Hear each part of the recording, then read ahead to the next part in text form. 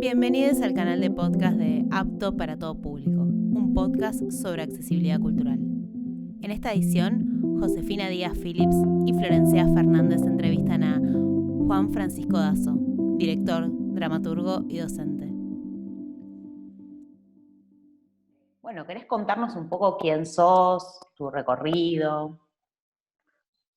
Bueno, mi nombre es Juan Francisco Dazo y, bueno, eso ya es obvio, ¿no? Mi recorrido. Bueno, trabajo en teatro principalmente, en lo que es la dirección y en lo que es la dramaturgia. Es decir, escribo obras de teatro, dirijo obras de teatro y todos sus derivados. A veces hago las dos cosas juntas, a veces hago una de ellas plenamente, a veces asisto en alguna de esas líneas, hago una asesoría artística, trabajo mucho en un derivado que se conoce como dramaturgismo. Soy dramaturgista también, además de dramaturgo, que ¿qué es? Es una persona que acompaña procesos pensando un poco desde un plano quizá más teórico, más outsider de la escena y lo que se está laburando, a veces más vinculado a la dramaturgia per se, como el nombre lo indica, pero definitivamente no es hacer la dramaturgia de una obra literalmente como cuando uno es dramaturgo. Ser dramaturgista implica un poco hacer ese trabajo. La otra actividad que a mí me identifica bastante es la docencia, es dar clases. A mí eh, bueno, es algo que me gustó siempre y que me interesa poder comunicar algo y un poco la vida docente me ha llevado a dar clases o acompañar procesos con espacios y personas y públicos muy diversos. Digo, desde dar un taller de dramaturgia mío con un colega, a dar clases por ahí en una universidad, y yendo más a mis comienzos, a dar clases meramente de teatro, ser tallerista de teatro.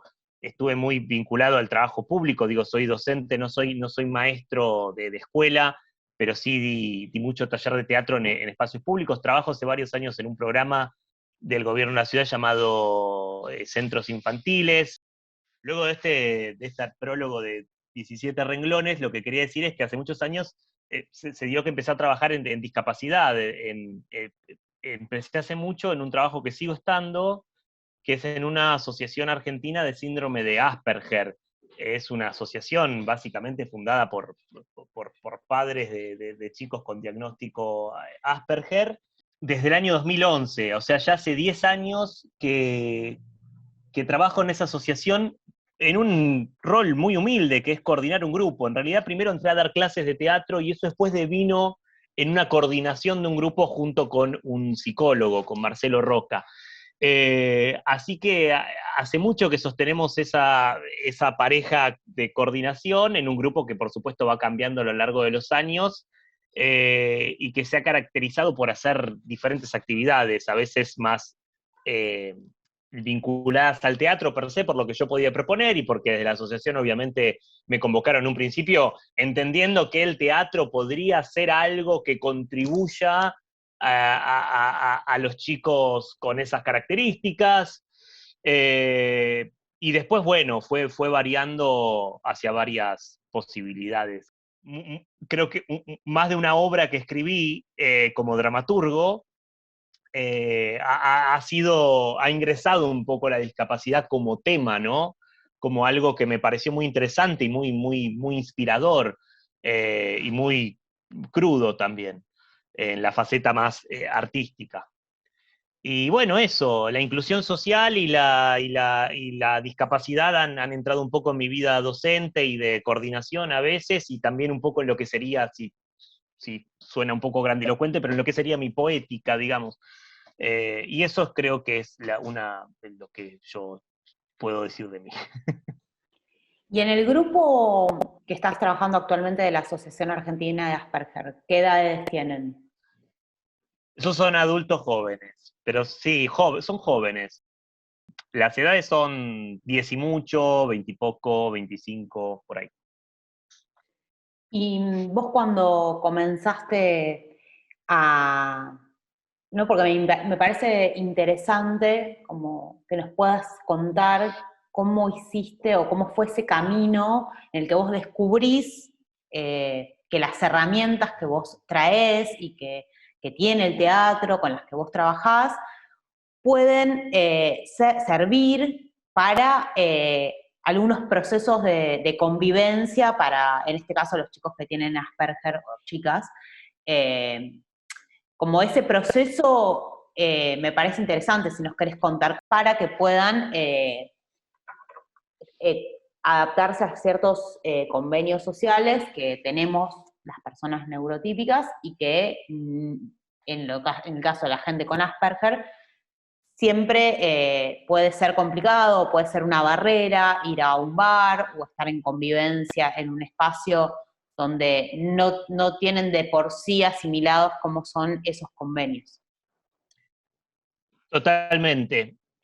Bueno, en una aproximación primera y muy obvia, existe cierta idea acerca de tomar clases de teatro, en el caso del público que por ahí después se dedica al teatro, pero me refiero a cualquier tipo de público que puede tomar un taller de teatro de forma casi recreativa o por mera curiosidad, como si yo fuera un taller de aeromodelismo, no sé. Aparece esta relación del teatro con la posibilidad de desinhibirse, que a veces es relativamente cierto, porque lo que encontrás en una clase de teatro, neurotípica o no, es que te vas a exponer, y exponerse implica mayor o menor sufrimiento y resistencia, pero que por lo menos garantiza esa prueba de mostrarse ante los demás, y uno en teoría le va perdiendo un poco el miedo a esa situación. Es una asociación histórica para con las clases de teatro, pero es discutible, ¿no? Yo no creo que funcione del todo así. Pero por supuesto que un poco, digamos la verdad, contribuye. Entonces, en un primer acercamiento a este grupo, yo fui, como te decía, en un principio muy literalmente a dar clases de teatro, y creo que estuvo bien, pero lo que pasa es que al principio uno va y se enoja, ¿no? Porque va, o se enoja o se frustra, porque bueno, no vas a esperar el mismo tipo de entendimiento que tiene un principiante neurotípico que un principiante que está dentro del espectro autista, porque puede tener un acercamiento muy interesante, pero evidentemente muy alternativo a lo que conoces si aún no has dado con el mundo autista, ¿no? Por supuesto, aclaro a la gente por ahí que no sabe, el Asperger es como muy de vuelta, no sé si es la palabra correcta, muy ligero dentro de lo que es el espectro autista, ¿verdad? Entonces son chicos que todos tienen un dominio del lenguaje verbal y comprenden muchísimas cosas, y un desarrollo de la inteligencia normal a bueno, a muy bueno, pero como indicaba Flor en su comentario, lo que aparece en el Asperger es como si fuera un atentado a las habilidades sociales, ¿no? Hay un entendimiento que es muy distinto en cada chico. El Asperger presenta una variedad enorme dentro de cómo vivencia esa condición cada persona con Asperger, pero siempre hay un tema con los que conocemos como las habilidades sociales, y con el conocimiento de determinadas convenciones sociales que nos regulan independientemente de nuestra personalidad y nuestras costumbres, pero que cualquier persona neurotípica más o menos conoce. Me preguntabas acerca de las clases de teatro y las herramientas a la hora de hacer actividades. Toda actividad resulta interesante, te decía, una clase de teatro por ahí se frustra un poco hasta que uno entiende que hay un poquito que es un montón, hay un poquito que es un montón. Entonces ir a querer hacer la improvisación, la escena con el conflicto y los personajes, era algo que por ahí sucedió muchas veces, ¿sí? Pero de buenas a primeras era raro, y de repente había ejercicios pero muy sencillos, pero que cuando uno los analiza son de una enorme complejidad, que despertaban cosas muy interesantes en los cuerpos de ellos. Y atentar contra sus cuerpos, atentar suena horrible, atentar contra sus cuerpos, me refiero a poner en jaque un poco la relación de uno con su propio cuerpo, es muy interesante, porque en el caso del Asperger, el cuerpo muchas veces tiene algunas trabas, no torpezas, eso es un ejemplo, darle lugar, pero reconocer, poder señalarlo, y a la hora de a un hecho artificial, espacial y corporal, como es el teatro, Recuerdo un ejercicio muy sencillo que era, chicos, lo que tienen que hacer, que se hace en clase de teatro de gente profesional, digamos, te están mirando, ¿sí? Ya el hecho de que haya público y un espacio escénico ya es un gesto enorme.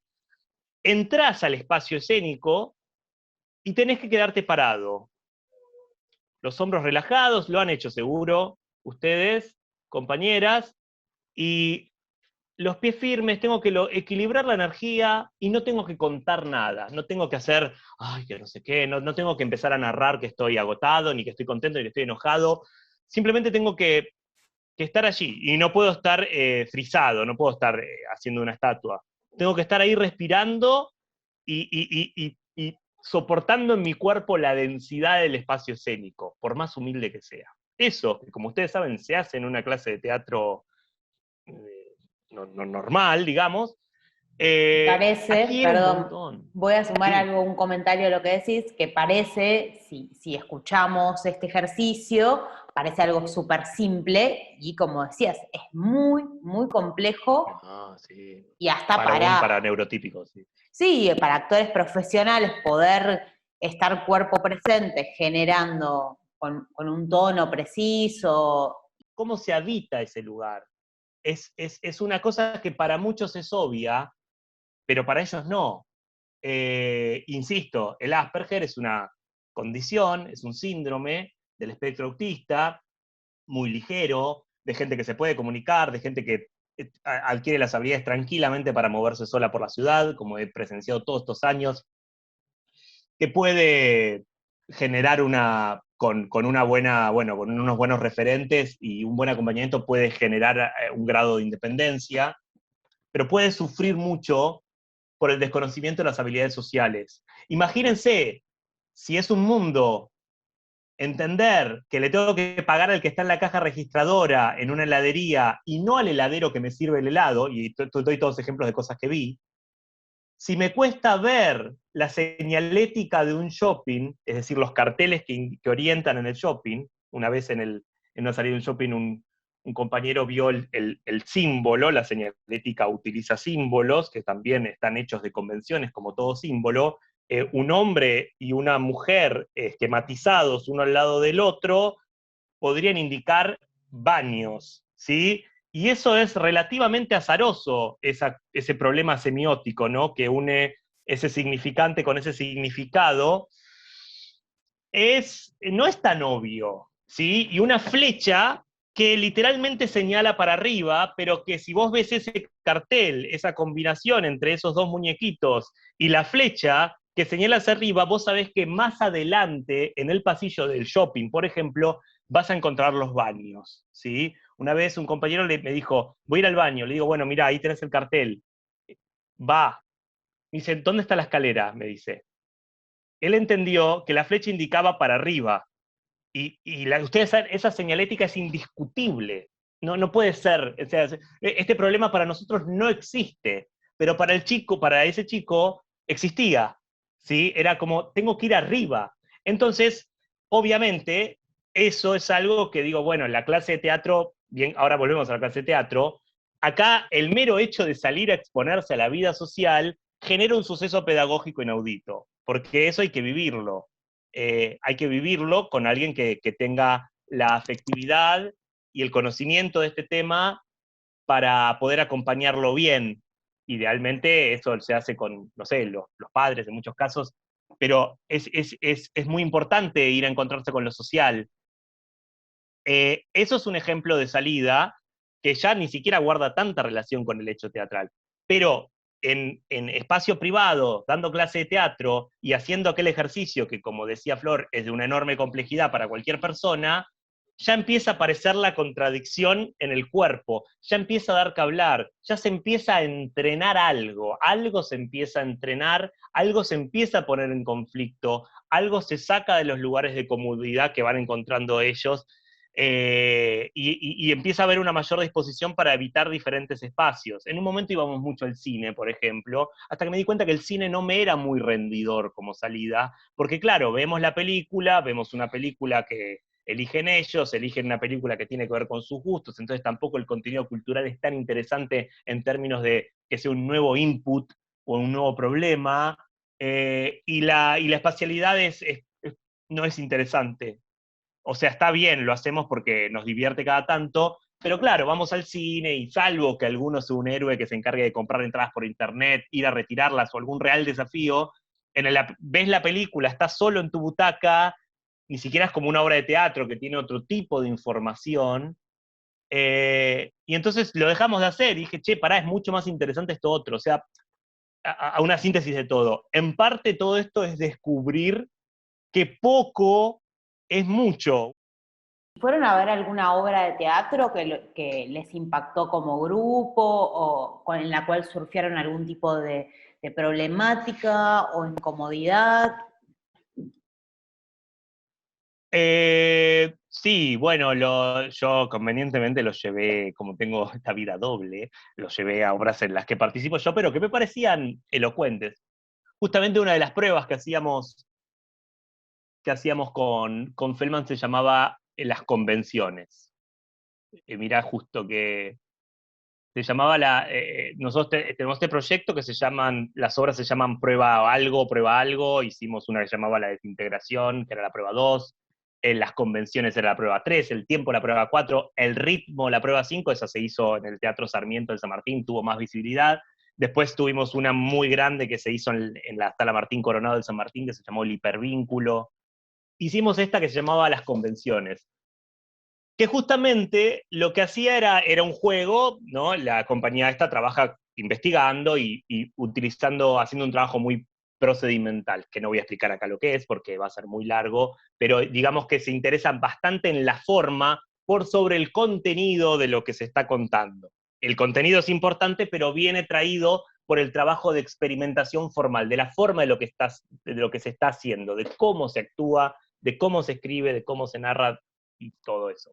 Las convenciones se preocupaba por las convenciones teatrales y por ende las convenciones sociales. Entonces, lo que hizo Feldman fue, que es el dramaturgo de esto, yo soy el dramaturgista, fue escribir una obra llamada Las Convenciones, El Idiota, se llamaba, era el subtítulo, donde era como una obra como muy formal, muy antigua, como de un teatro muy anterior, como si fuera una puesta en escena de una obra, no sé, supónganse de Chekhov, pero una puesta literal de una obra de Chekhov, hoy, y estaba todo atravesado por convenciones sociales y por convenciones teatrales, ¿no? Como hacer una parte, estar en una escena y de repente hablar a público y desnudar la intimidad de lo que uno le pasa por dentro y volver a la escena. Y había un personaje, el idiota, que lo hacía Luciano Suardi, que no entendía ninguna de esas convenciones. Entonces la obra se iba despelotando, iba progresando de una forma muy extraña hasta que el personaje desarmaba todo eso. Estaba basada en la novela de Dostoyevsky homónima llamada El Idiota,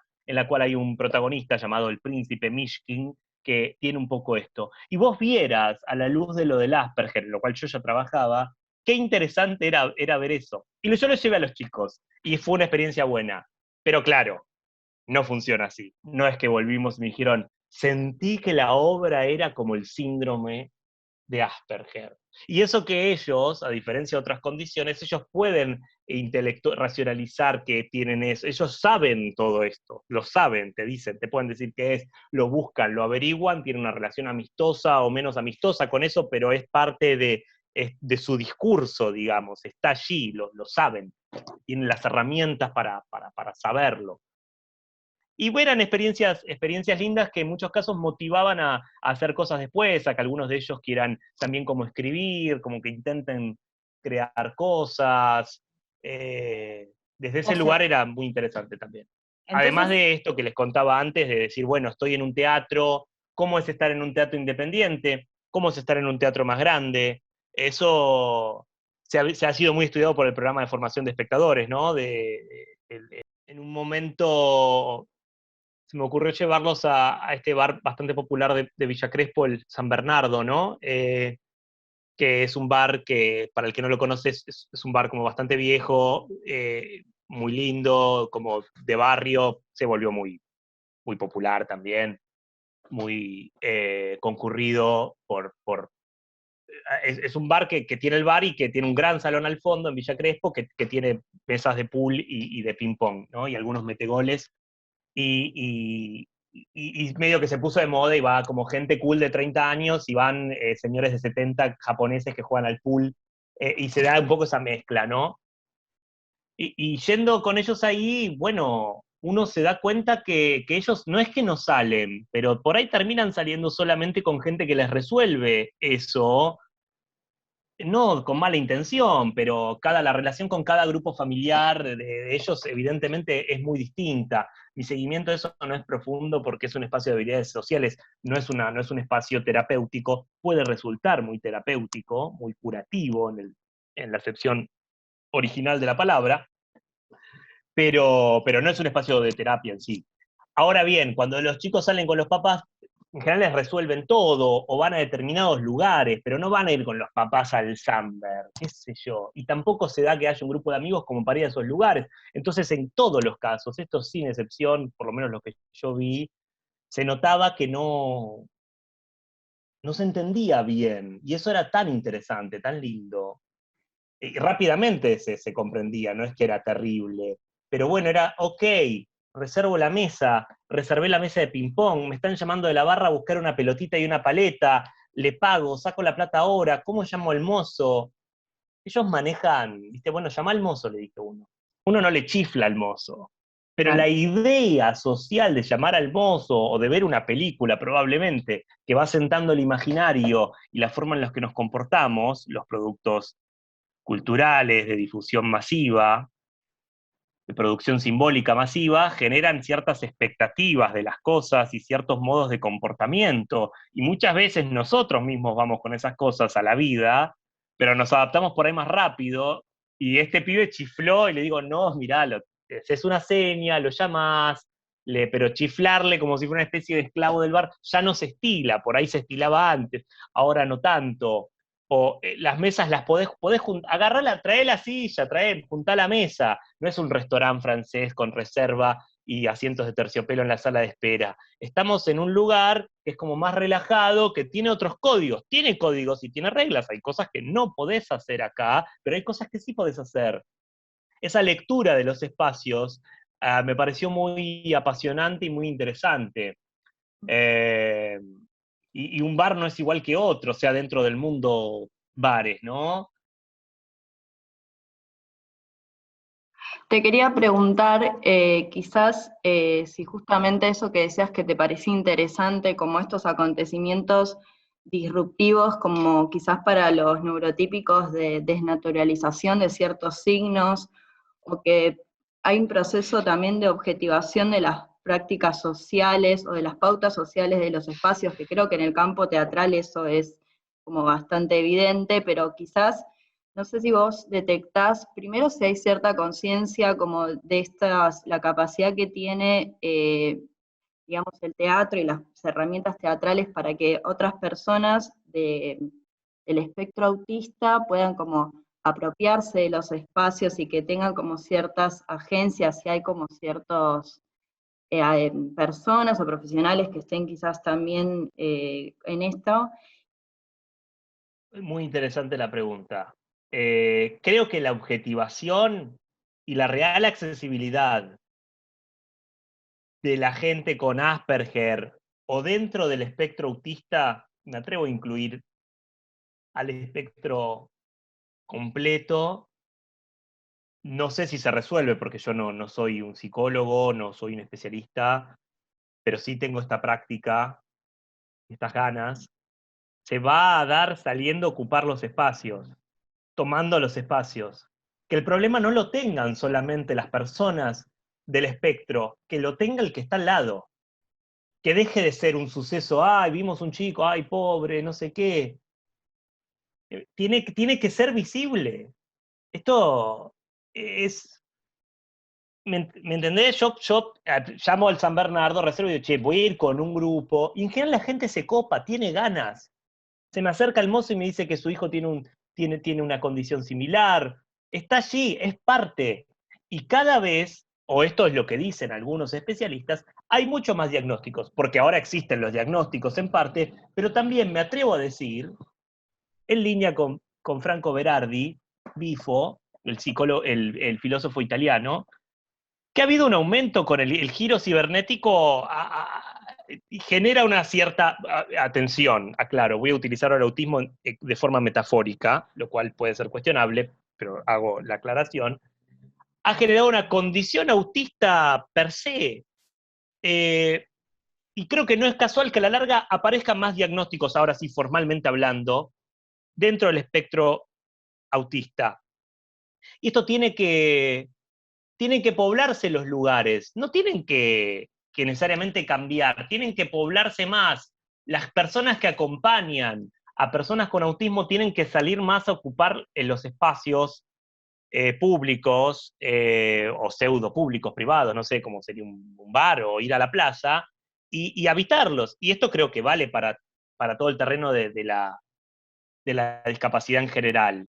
Es muy formativo para los chicos, las chicas, pero también es formativo para el otro, y eso es lo que tenemos que activar.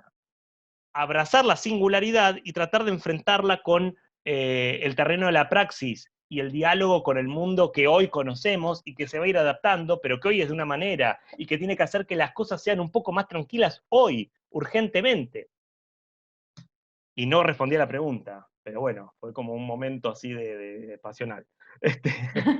Decía que la dinámica de salir y de hacer encuentros por ahí más cerrados, donde uno juega en un ámbito seguro, en un ámbito de prueba, en un ámbito de extrema confianza, con pares y con coordinadores, eso permite ejercitar cosas, no para convertir a los chicos en actores, salvo que les interese eso, ni en personas profesionales del teatro, sino en gente que tiene la oportunidad de habitar un espacio escénico convenido, puertas adentro de una clase, y también crear cosas, porque crear te da que pensar, no solamente la experiencia corporal, de pasar la vergüenza y qué sé yo, sino de diseñar una escena. En muchas clases los chicos proponían improvisaciones ellos, traían mundos ellos, hacíamos cosas que traían ellos, escribían ellos, y ese tipo de cosas también. Está bueno preguntarte qué puentes crea la cultura para vos, y si ves hoy por hoy, cómo ves la escena, al menos en el AMBA, de lo que es la accesibilidad cultural en el momento. Tanto en el aspecto escénico, que es tu métier, y en otros, si es que sabés. Me parece a mí que la cultura es un resultado, lo que entendemos, lo que yo entiendo por la cultura, es un resultado de la mera praxis social. Unas personas en un territorio tienen que sobrevivir y vivir, y eso genera lo que yo entiendo como una cultura. Hábitos, costumbres, que van cambiando y van evolucionando en una dinámica que los tiende a conservar o a imponer o a vivir algunos valores que pueden ser universales para una cantidad de personas y atemporales, pero es algo bastante dinámico, como si fuera una lengua, ¿no? Es un producto social que va cambiando y se va moldeando por el tiempo y por la práctica. Digo, no creo yo por decisiones arbitrarias o de alguna persona, sino por la práctica del lenguaje que se va haciendo. Bienvenidos igual todos los atentados al lenguaje para pensar un montón de cosas, ¿no? La cultura creo que funciona igual. Dentro de la cultura que por esta postura que estoy teniendo se va produciendo sola, empieza a existir lo que a veces la producción cultural se iguala a lo que es la producción artística. Para mí la cultura es parte de la realidad, y el arte es un artificio, es un objeto agregado a lo real, es un objeto que se agrega y que tiene que ver, por supuesto, con ese mundo, no sale de un repollo ni simplemente de las manos del artista, por así decirlo, de su cabeza. Pero es algo artesanal, ¿no? La palabra remite a eso, es como un handcraft, es un hecho que se crea y que se agrega al mundo. El arte deviene de lo cultural. Pero si lo miro desde esta mirada así medio seriota que quiero poner, el arte para mí es agregado a lo real. Pero nos habla de eso, nos lo ofrece en algún tipo de extraño espejo distorsionado, y por supuesto que está hecho, ese objeto agregado a lo real está hecho de cosas que conocemos, en las que debiera later algo de lo que desconocemos, ¿no? Yo puedo ver una película y reconocer los personajes, entender una historia si es que la tiene, pero si la película es realmente muy buena, seguramente detrás de ese producto y de su apariencia figurativa esté latiendo algo del orden de lo desconocido. Y esa experiencia para mí es movilizante y es emocionante y es lo que me interesa, filosófica, ideológica, humanamente. Ahora bien, eso me produce una contradicción cuando hablamos de este tema, porque esta experiencia, que en el mejor de los casos es de ese tenor, eso que intenté describir pobremente recién, y que es una cosa que para mí es muy profunda, y creo que para todo el mundo también, si es que la viven de la misma manera, es algo que no se da todos los días, ¿no? Es difícil, ustedes lo saben porque también trabajan en el terreno artístico y saben que eso les ha pasado como espectadoras afortunadamente alguna vez, pero no es que te pase siempre, y a uno mismo le sale contadas veces y cuando sale casi se escapa de las manos, ¿no? Esa experiencia, que en el mejor de los casos es de ese tenor, debiera ser accesible a la mayor cantidad de personas posibles. Lo que pasa es que, claro, yo estoy venerando esa experiencia que en gran parte es neurotípica. Y eso es difícil. Entonces, debiéramos crear experiencias no neurotípicas que puedan proveer una conexión de los espectadores, de los celebrantes de algún tipo de rito artístico, insisto, artificial, agregado a lo real, ¿sí? Un producto artístico en el que late la cultura y en el que en el mejor de los casos hay una cifra de lo desconocido, de lo innombrable, ¿no? Lo desconocido le digo lo innombrable.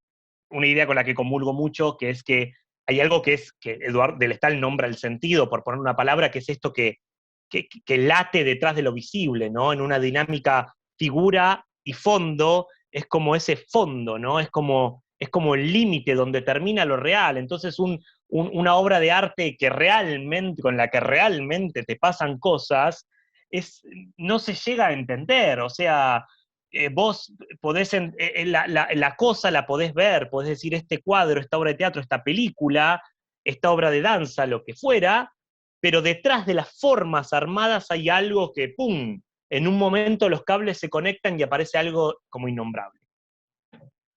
Esa experiencia debiera poder suceder también con gente neurodiversa. Debiera suceder de alguna manera. Vino mi hijo con 18 juguetes, así que esperemos que dure. Eso es lo que pienso. ¿Cómo veo eso en el terreno?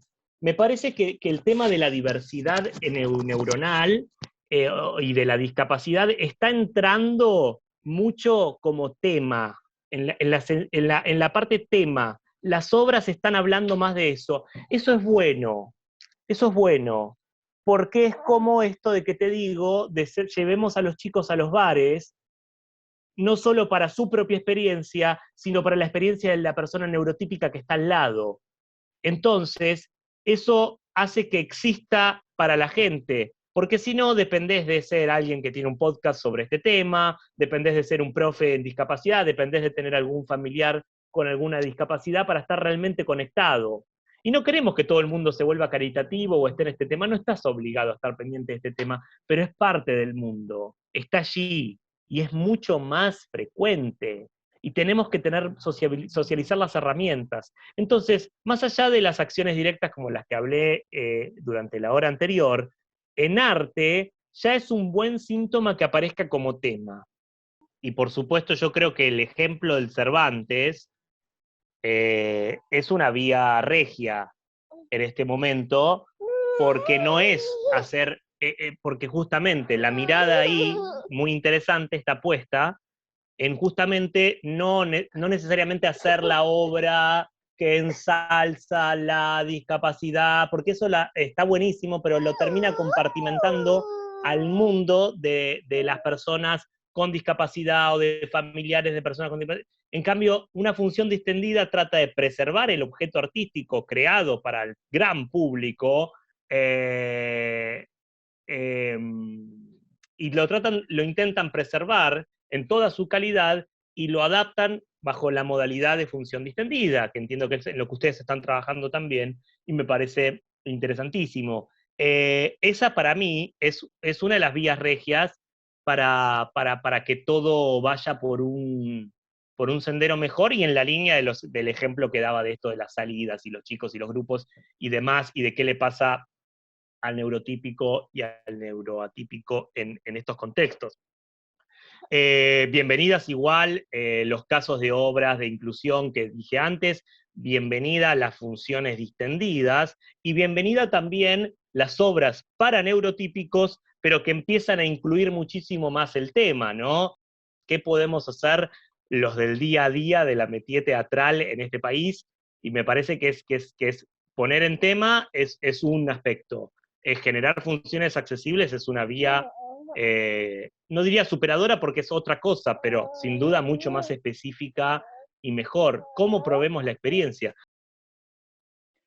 Y bueno, no quería perderme también de preguntarte algo como que nos interesa rescatar o hablar sobre lo importante que es el arte, al menos para nosotros, también para quienes están impulsando este podcast. Algunos se dedican directamente, otras personas no, pero se vieron en su tránsito viviendo experiencias muy conmovedoras, como dijiste antes, con productos artísticos que han creado a ciertos consumidores o hacedores culturales. Quería preguntarte, vos que sos un artista, aunque te ponga un poco en conflicto la palabra, ¿cuál fue, si tenés alguna experiencia o alguna obra que hayas visto, o algún cuento puede ser, lo que sea, alguna obra artística que te haya inspirado de chiquito y que te haya como pulsionado o provocado aún más eso que ya traías de algún modo? De chico, Sí, de chico o adolescente, digo. Obras artísticas varias. En teatro, no soy un chico que hayan llevado permanentemente al teatro de niño, como yo sí voy a tratar de hacer con mi hijo. Pero por supuesto fui. Y recuerdo especialmente una obra que me llevó la tía de mi primo, que no es mi tía, que me llevó a ver, fue muy exitoso a mediados finales de los 90, cuando yo estaba en primaria, no era tan chico, debía estar en algún grado, pero no de los primeros. Fui a ver una representación, era una versión que hacían de La Tempestad de Shakespeare, una compañía con Los Cuatro Vientos, este cuarteto de saxofones, que se hizo, no me acuerdo si era la Casa Cuberta o la Martín Coronado, bueno, donde tuve la fortuna de laburar después. Soy muy porteño yo, muy de la historia municipal y todo eso. Pero, y la recuerdo con mucha felicidad.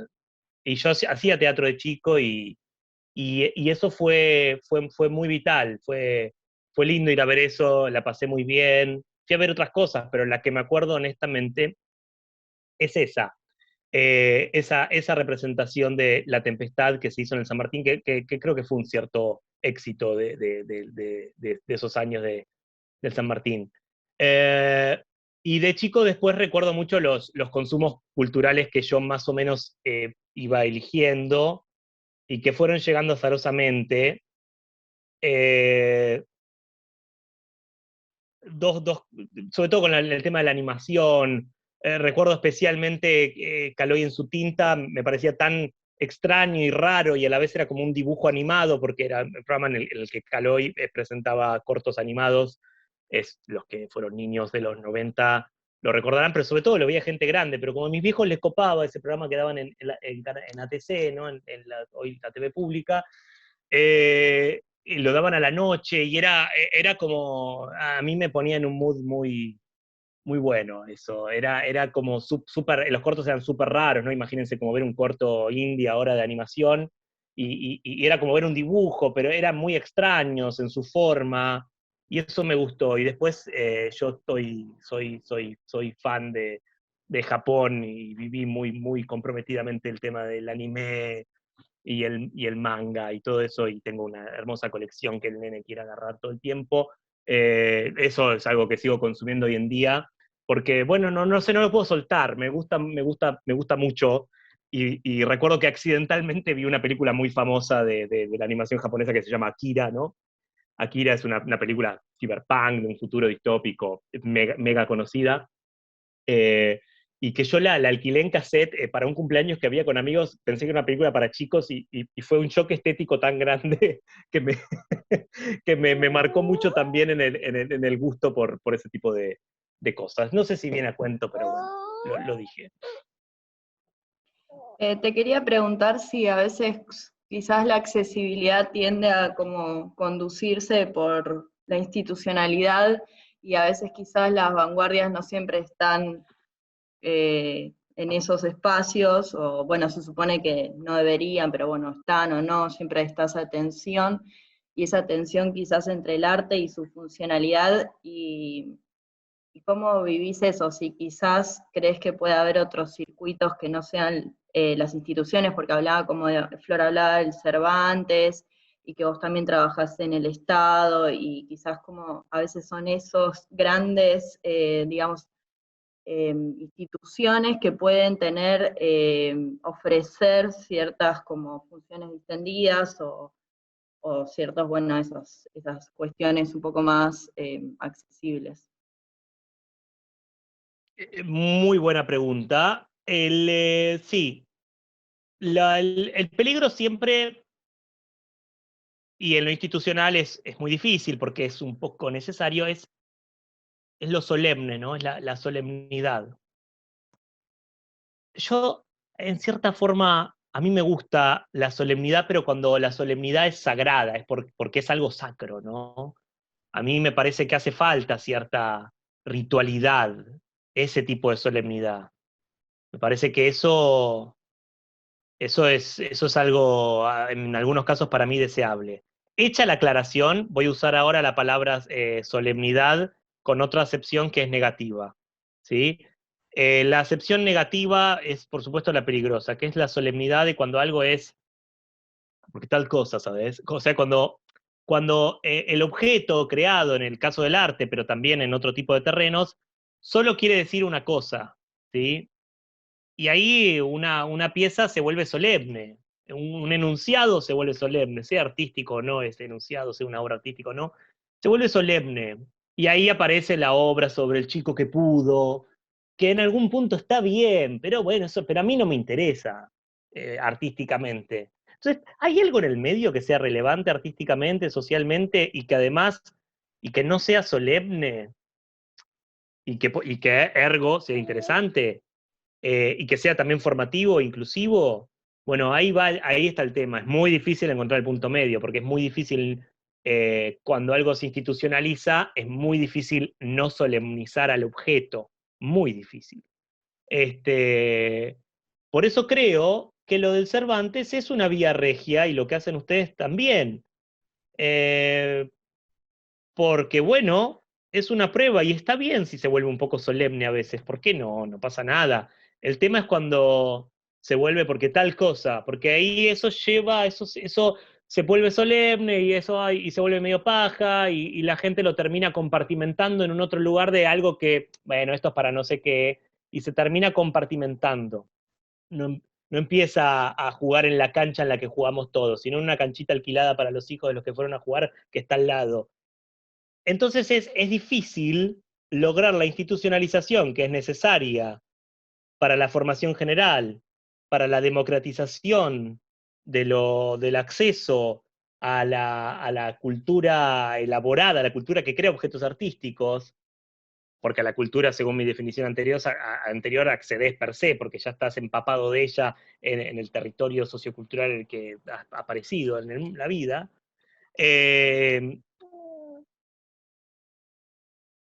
Nada, es un desafío. Me parece, insisto, me parece una salida interesante las funciones distendidas y que quizás hay cosas que se pueden pensar por fuera de lo institucional. A estas salidas que yo les cuento con el grupo de Asperger han sido un poco de guerrilla, todas consensuadas y acordadas, pero es una asociación pequeña, ¿no? Entonces, pero hubo que animarse.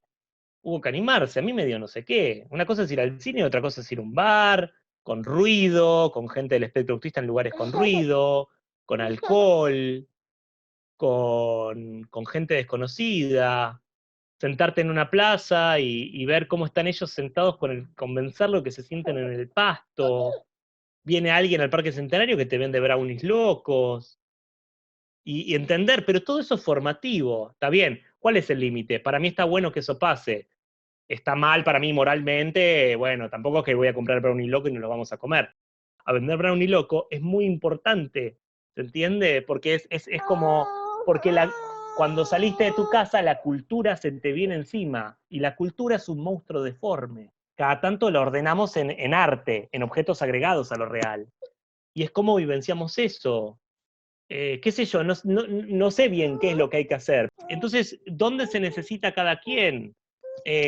¿Cómo podemos ir empapándonos e ir democratizando, aceptando la diferencia? El autismo es una condición. No va a ser como no sé, como soy yo, como pienso yo. No va a ser así, no se puede transformar en otra cosa. Entonces, y yo no soy mejor, pero tampoco puedo venir con una fantasía solemne de igualdad. Ay, no, eso es una ñoñosería. Está bien, es mejor que nada y tiene buenas intenciones. Pero el camino me parece que es este que están marcando ustedes. Juntarnos a hablar de esto, por eso les agradezco ahora en vivo o en directo, o como sea, este espacio, por supuesto, porque ayuda a pensar. Bueno, gracias, Juan. Yo creo que de un modo u otro hemos surfeado por todas las preguntas que queríamos hacerte. Bueno, sí, muchas gracias por tu tiempo, por compartir y sentarte a charlar. Esto fue Juan Francisco Dazo en Apto para todo público, un podcast de accesibilidad cultural.